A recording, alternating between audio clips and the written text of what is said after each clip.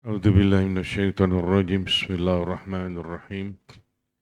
Allahumma shalli ala sayyidina Muhammadin al-Fatihi lima ughliqa wal khatimi lima sabaqa wa nasiril haqqi bil haqqi wal hadi ila siratikal mustaqim wa sallallahu alaihi wa ala alihi wa sahbihi haqqa qadrihi wa miqdaril azim. Allahumma shalli ala sayyidina Muhammad wa ala ali sayyidina Muhammad kama sallaita ala sayyidina Ibrahim wa ala ali sayyidina Ibrahim wa barik ala sayyidina Muhammad wa ala ali sayyidina Muhammad kama barakta ala sayyidina Ibrahim wa ala ali sayyidina Ibrahim fil alamina innaka Hamidum Majid. Ilahi anta maqsudi wa ridaka matlubi atini mahabbataka wa ma'rifataka ya arhamar rahimin. A'udzu billahi minasyaitonir rajim. Qul huwallahu ahad. Allahus samad. Lam yalid wa lam yulad wa lam yakul lahu kufuwan ahad. Alhamdulillah wa syukur ala ni'amillah. Para sahabat sekalian, kita bersyukur kepada Allah Ta'ala.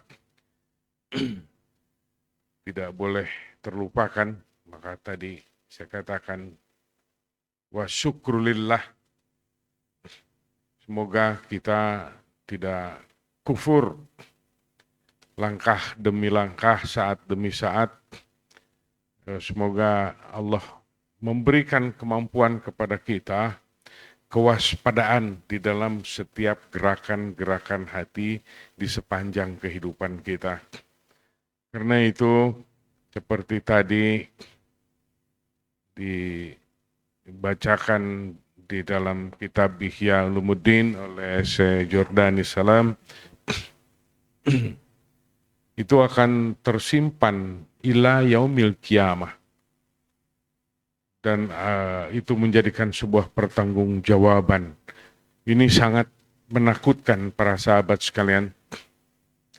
Di minggu-minggu yang lalu, karena ini sudah memasuki mungkin ke 2 bulan ini, kalau tidak salah belum selesai berbicara tentang kejahatan lisan atau keberbahayaan lisan di dalam khususnya manusia, interaksi di dalam kehidupan ini.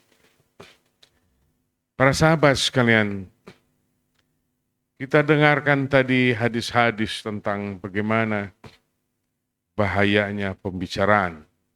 Di minggu-minggu yang lalu ada berbicara, saya menerangkan tentang bagaimana setiap tutur kata yang kita ucapkan ini mengandung bobot-bobot yang disesuaikan dengan nada atau sebuah keadaan hati kita menurut kadar nafsu masing-masing. Yang ingin dipuji atau yang ingin disebut hebat, atau pembicaraannya ditambah-tambahkan agar lebih seru begitu, atau lebih perasaannya agar lebih orang lain bisa lebih menarik di dalam mendengarkan pembicaraan kita. Ini semua judulnya an-nafs. Ada sebuah luapan nada, tidak berbentuk sebuah pembicaraan yang dapat dimengerti. Tetapi kita hanya bisa mengerti judulnya saja. Apa gerangan itu? Tertawa. Baik. Di dalam hadis diterangkan barang siapa tertawa terbahak-bahak, itu adalah menggelapkan hati. Karena seseorang yang sedang menikmati tertawa yang terbahak-bahak, nyaris mungkin semuanya, semoga kita tidak seperti itu, semoga kita diberikan oleh Allah Ta'ala pandai menahannya, dan atau diberikan ingatan atau kewaspadaan di dalam kehidupan kita. Saat manusia sedang terbahak-bahak itu, kebanyakan lupa kepada Allah Ta'ala. Dan dia menikmati ketertawaannya itu. Yang tahu tentang kenikmatan dan suara tertawa itu, sekalipun yang di hadapan kita atau orang lain yang tertawa, kita melihatnya, kita tidak pandai mengukurnya, atau orang lain tidak pandai mengukurnya.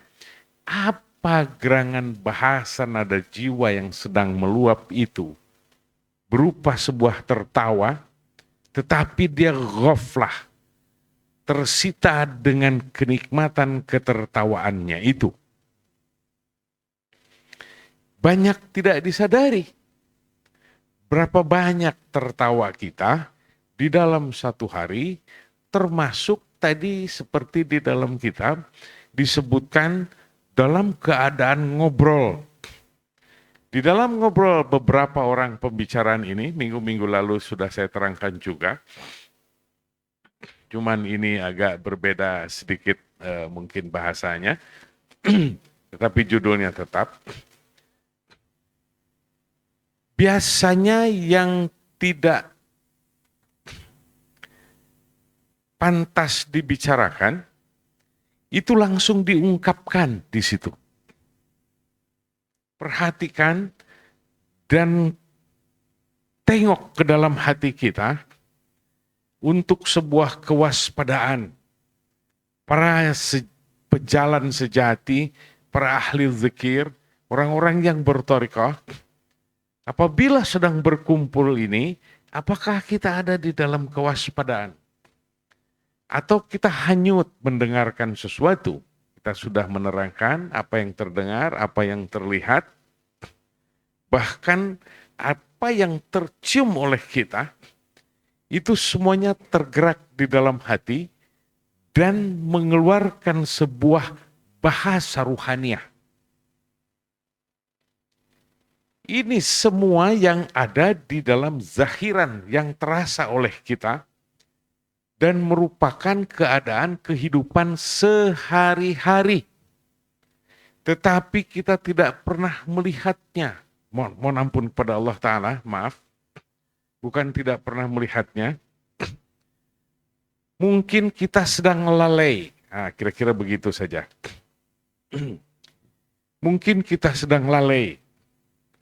Sehingga saat percakapan 1 menit, 2 menit, apalagi berkumpul berjam-jam, apakah kewaspadaan itu terus ada? Atau terhapus sejenak oleh sebuah pembicaraan yang menarik hati? Atau yang kita tidak sukai? Atau menjadi kita lalai, ghaflah tadi, seperti tertawa. Dan setelah selesai tertawa terbahak-bahak, perhatikan tadi saya berbicara di dalam hadis, barang siapa tertawa terbahak-bahak atau tertawa terbahak-bahak itu menggelapkan hati. Berarti saat kita sebelum berkumpul dan setelah bubar berkumpul dengan teman-teman kita, bukannya hati kita lebih bersih, malah bertambah gelap karena kita mengisinya dengan salah satu jenis keadaan, yaitu tertawa, terbahak-bahak. Ini baru urusan tertawa. Belum lagi nada jiwa kita saat sedang berbicara. Apalagi berkembang pembicaraan ke arah-arah keburukan seperti diperingatkan tadi oleh kitab Syekh Imam Al-Ghazali di dalam Ihya Ulumuddin. Berbicara tentang keburukan. Apakah itu membicarakan keburukan diri? Sangat jarang. Karena diri kita banyak tidak terlihat. Apakah kita berbicara tentang kebanggaan? yang sesuatu sesungguhnya tercela sekali apabila itu terlontar dari dalam hati kita. Kebanyakan kita melanjutkan pembicaraan itu dan hanyut. Lalu kita mewarnainya dengan sebuah beroleh kesenangan dan keingintahuan apa-apa yang sedang diceritakan. Baik, para sahabat sekalian, ini sebuah bahasa yang sesungguhnya hati-hati, waspadalah, tetaplah kita dawamu dzikri. Ini yang dimaksud. Mengapa kita harus dawam terus di dalam zikir ini. Baik, setelah kita bubar di dalam pembicaraan, itu dengan teman-teman mungkin yang lain. Kalau ibu mungkin pulang ke rumahnya. Kalau bapak berbicara juga pulang ke rumahnya. Sudah tidak bertemu lagi dengan kawan-kawan yang berbicara tadi banyak. Karena di dalam sebuah pembicaraan itu kadang-kadang bangkit ujub, riya, sum'at, takabur. Ini berulang-ulang saya berbicara. Di minggu-minggu yang lalu pun saya menerangkan tentang ini. Perhatikan. Setelah ujub, riya, takabur di dalam pembicaraan itu kita sisipkan itu. Karena dia menggeliat lalu tidak tertahan oleh hati kita. Maka keluar ujub, riya, sum'ah, takabur. Ini kesombongan itu, saya berkata, itu milik siapapun. Si kaya bersombong biasa, tetapi si miskin juga bisa bersombong. Si tampan dia bersombong banyak, tetapi si buruk rupa juga, kalau ini boleh disebut seperti itu, karena ini juga sebuah bahasa kejahatan, si buruk rupa. Ini sebagai perbandingan saja. Bahasa yang betul mungkin kurang tampan mungkin menurut pandangan kita. Tetap saja ada yang disombongkannya. Karena itu syaitan bergerak. Kegembiraan yang ada, satu yang bisa terlewatkan, syukur kita beroleh kenikmatan di dalam tertawa. Ini dia. Apakah di malam hari kita muhasabah? Apakah setelah berbicara tadi, dia pulang ke rumahnya, sang istri sedang berbicara setelah berbicara dengan yang lain, pulang ke rumahnya, dia membicarakan keburukan-keburukan temannya kepada suaminya. Ghibah. Si anu mah begini, si anu mah, dia mah begini. Buruk. Tidak sadar berapa patah katakah. Kalau begitu, perhatikan. Para ahli samad ini, dia benar-benar telah menghitung keadaannya. Apakah yang diucapkannya berupa kejahatan-kejahatan? Maka dia somat, tidak berbicara. Tetapi orang yang masih belum mengurangi pembicaraannya, maka kebanyakan adalah, saya menyebutnya perkataan-perkataan itu jadi musibah bagi kita. Inilah beberapa suku kata yang dilontarkan di alam semesta menjadi musibah. Karena itu membicarakan tentang keburukan orang lain. Tentang kekurangan-kekurangan orang lain. Bukannya dia muhasabah. Apa yang kubicarakan tadi ya Allah di dalam satu hari? Atau baru saja aku berkumpul Banyakkah aku membicarakan keburukan? Lalu dihitung, hilangkah sebuah kebersyukuran kepada Allah Ta'ala? Atau banyak lalai? Atau kita beroleh sebuah kesadaran, ya Allah, aku tadi telah berkumpul, telah aku membicarakan sesuatu, tetapi aku lengah mungkin di dalam setiap pembicaraan tadi, ada celah aku tidak berzikir sekian lamanya. Ya Allah, astagfiruka. Aku mohon ampun kepadamu ya Allah. Wa aqulu, dengan mengucapkan la ilaha illallah Muhammadur Rasulullah. Atau ya Allah, astagfirullah rabbi min kulli dzanbin wa atubu ilaih. Aku mohon ampun kepadamu dan aku bertobat. Ini urusan kata-kata. Ada yang menjadi musibah. Tetapi ada juga bagi para pejalan sejati. Walaupun dua pengertian, baik, saya misalnya menerangkannya. Berupa ilmu pengetahuan di dalam yang diobrolkan itu. Dengan sebuah niat sebagai pengingat-ingat bagi sahabatku yang sedang bertemu denganku, dan untuk obat bagiku, bagi aku yang sedang berbicara. Semoga aku teringat-ingat, misalnya sebuah ilmu yakin. Nah, ini dia. Ilmu yakin ini hanya diberikan kepada para aulia illah. Para wali diberikan ilmu yakin. Orang-orang yang selalu taqarrub ilallah. Orang-orang yang selalu terhunjam di dalam dadanya, Allah tidak jauh dengannya. Yang hatinya tidak bergerak apa-apa lagi selain zat Allah semata.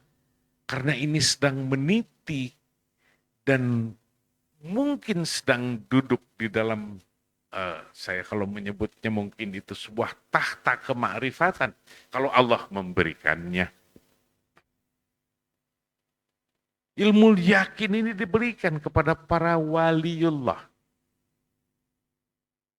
Sebagai hadiah, kalau bahasa manusia mungkin karena baiknya, sebagai penghormatannya mungkin. Berupa beroleh seseorang mukasyafah, kasyaf. Dan yang dibicarakannya itu dalil maupun tidak dalil, tidak mengenal barang kesalahan sedikit, karena ini adalah limpahan kasih sayang dari Allah Subhanahu wa Ta'ala. Inilah laduni. Banyak orang berbicara, wah eta mah ilmu laduni tah, boga ilmu laduni cenah eta. Ini dia ilmu yakin. Ada lagi kelanjutannya, keistimewaan dia yang dari itu. Berupa sesuatu yang sangat jelas tersebut. Ilmu yakin saja itu adalah sebuah mukasyafah. Kasaf, kusuf. Terbongkarnya, musyahadah. Kira-kira seperti itu. Semua pembicaraannya tidak mengenal kesalahan dan tiada salah. Karena itu Allah yang berkehendak. Karena orang itu taqarrub ilallah. Karena orang itu adalah seorang aulia illah. Maka berbicaranya berupa manfaat. Inilah dia yang tadi berupa musibah ila yaumil kiamah. Tetapi ini berupa pahala-pahala terbesar ila yaumil kiamah juga. Maka saya teringat, yasfa'u yaumal qiyamatil anbiya summa ulama summa suhada. Yang dapat memberikan syafaat nanti di yaumil qiyamah itu adalah para nabi, summa ulama dan para ulama, summa syuhada, dan juga para syuhada. Ini dia tentang ilmu. Kalau lisan itu dibicarakannya bukan berupa musibah-musibah, tetapi berupa keistimewaan, berupa ilmu yakin, lalu ainul yakin, berupa kelanjutan dari ilmu yakin yang dihadiahkan berupa sesuatu yang nyata yang dirasakan oleh yang merasakannya, oleh pejalannya. Sehingga mencapai ma'rifatullah. Hakul yakin. Kejelasan-kejelasan. Ya sudah barang tentu ini sudah lagi tidak didomplengi dengan ucapan-ucapan yang tidak berguna tadi. Yang menggelapkan hati, yang mubah, yang macam-macam tadi. Apakah saya berbicara terlalu jauh tentang ini? Maafkan saya. Tetapi hal-hal yang seperti ini, yang dibicarakannya berupa ilmu-ilmu pengetahuan, karena itu hibah dari Allah Subhanahu wa Ta'ala. Hibah. Dan ini manfaat bagi alam semesta. Mengapa seperti itu? Berupa hakul yakin yang dibicarakannya adalah karena semua hati telah terkikis dari apa-apa gerak, termasuk gerakan-gerakan kelalaian dan sudah jauh tertinggal.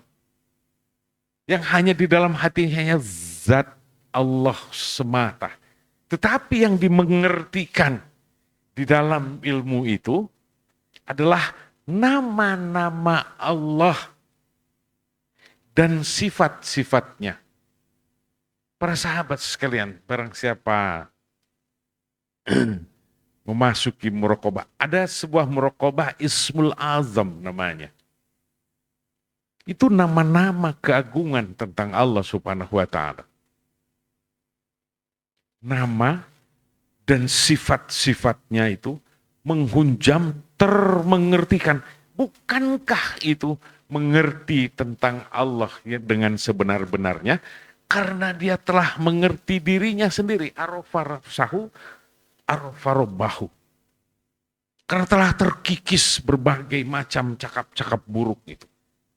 Yang ada hanya Allah semata di dalam hatinya. Sehingga nama dan sifat terkecuali zat. Karena zat laisa kamitslihi syai'. Hanya nama dan sifat. Di sanalah rasa takut yang mencekam. Daya harap yang sangat tinggi. Rasa malu yang tertata. Di sana terus merus berganti antara dirinya dan Allah Subhanahu wa Ta'ala. Para sahabat sekalian, mungkin maafkan saya ini terlalu tetapi kita kembali saja ke arah sebuah pembicaraan masalah lisan, berbahayanya lisan tadi. Yang paling utama adalah kewaspadaan kita dimanapun kita. Saya sering berkata, di masa kini sudah jarang lagi orang memegang tasbih. Tidak terlihat. Nyaris tidak terlihat. Mengapa kita tidak memegang itu? Bukan untuk diperlihatkan kepada orang lain juga. Apa juga urusannya dengan orang lain? Gitu. Ini adalah urusanku dengan Tuhanku, dengan Allah Subhanahu wa Ta'ala. Oh, syaitan mengganggu. Oh, apakah engkau ingin disebut ahli zikir? Untuk apa juga? Kita sangat mengerti tentang itu.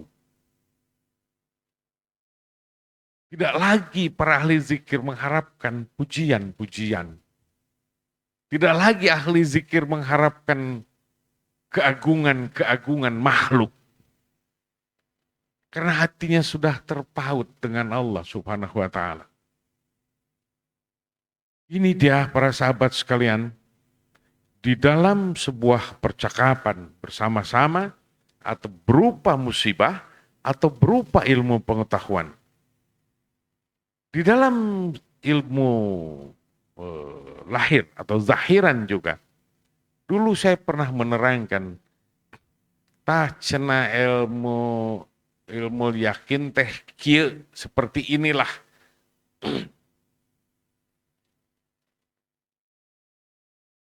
Kalau bahasa lebih dari 10 tahun lalu mungkin lebih itu. Saya bicara sama Om Edi, ilmu cenah. Wah itu, masih teringat tuh. Seperti orang belum pernah ke Mekah. Ini kita bicara tentang zahiran. Ilmu yakin, ainul yakin, hakul yakin. Oh, saya pergi ke Ka'bah. Dia pernah lihat. Oh, fotonya begitu. Lihat di TV, oh begitu. Katanya.